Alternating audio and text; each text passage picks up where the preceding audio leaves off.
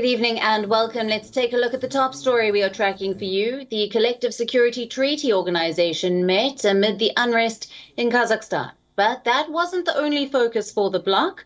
Another issue is the strengthening of the Islamic State in Afghanistan. In the recent virtual meeting, Tajikistan has raised the issue of terrorism. The Tajik president said that the Islamic State is strengthening its positions in Afghanistan, and over 6,000 militants are located near the borders of the CSTO member states. Tajikistan shares an approximately 1,344-kilometer-long border with Afghanistan. This is the longest border shared by a Central Asian state with Afghanistan, and this means that Tajikistan is at the forefront of any turbulence in Afghanistan. Now, this isn't a new claim. Earlier in a meeting, the Russian President Vladimir Putin also said that hundreds of Islamic State fighters were massing in northern Afghanistan with plans to move between Central Asian countries disguised as refugees. По нашим данным, количество только игиловцев на севере Афганистана насчитывает порядка 2000 человек. Их лидеры вынашивают планы по распространению влияния на центральноазиатские государства, на российские регионы своего влияния. Делают ставку на разжигание этноконфессиональных конфликтов и религиозной ненависти. Террористы стремятся проникать на территорию Содружества, в том числе и под видом беженцев. In December, India and 5 Central Asian states agreed to combat terror in Afghanistan, pledging that Afghan territory should not be used for sheltering, training, planning, or financing terrorist acts. The Collective Security Treaty Organization currently has 6 members: Russia, Armenia, Belarus, Kazakhstan, Kyrgyzstan, and Tajikistan.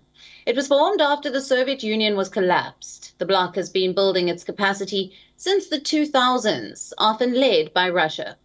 The organization has been in focus for allowing the instant dispatch of troops to Kazakhstan when the country was dealing with its worst unrest in 3 decades. Now, for more on this, our Pakistan Bureau Chief, Anas Malik, is joining us live from Islamabad. Good evening to you, Anas. Now, the CSTO have met over the unrest in Kazakhstan. Take us through the key focus points for the bloc. Absolutely, Alison. The meet might have been the key focus of the meet might have been Kazakhstan, but Afghanistan cannot just skip a mention. And the Tajik president has gone on to say that there have been about 40 camps that their intelligence suggests that is along the northern border of Afghanistan that basically borders with Central Asian states. And now the strength of IS, as it has been claimed, is now at 6,000. Now that indicates a sharp double down in the numbers. Earlier, the IS strength was estimated between 3,000 to 5,000 fighters. So that is indeed alarm bells. And then again, the Kazakh president speaking over the phone, he said that they believe that it is through Afghanistan that how these militant members came in, or members belonging to militant outfits came in, and they had quote unquote organized this terror attack that had happened. So that is all very significant given the fact that the Taliban have been battling the IS, giving the IS is their only military opposition.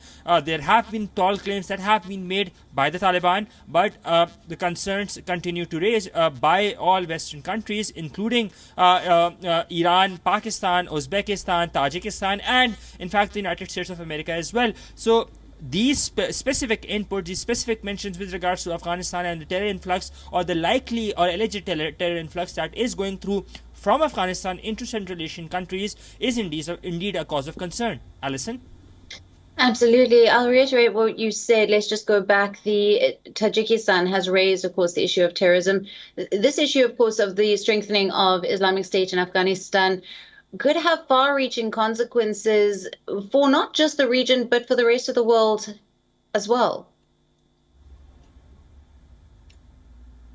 Well, absolutely, it would be having far-reaching consequences not just for the region, and in fact for the entire global community in the longer run. You rightly mentioned that for the very fact that earlier right after the fall of Kabul or after the Taliban takeover, the IS strength was estimated between 3,000 to 5,000 fighters. Now, if the intelligence input suggests that the IS has camps along the northern side of Afghanistan, along the northern border, that is Tajikistan, Turkmenistan to an extent, and it borders with Uzbekistan as well, and it has doubled down on the numbers of its strength, that is going from 3,000 that were conservative estimates to about 6,000 as it is being claimed, then it can perhaps we can see a rise in attacks in days to come, especially with the when winters fade away, when spring offensive is launched, or when spring comes in. That's in the first week of April this year.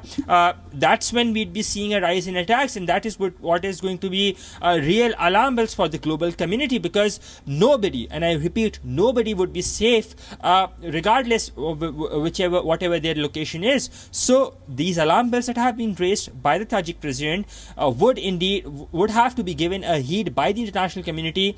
The Taliban need to act, and that is something that they would be pushed for in days to come by the international community in their interactions with the Taliban. Alison?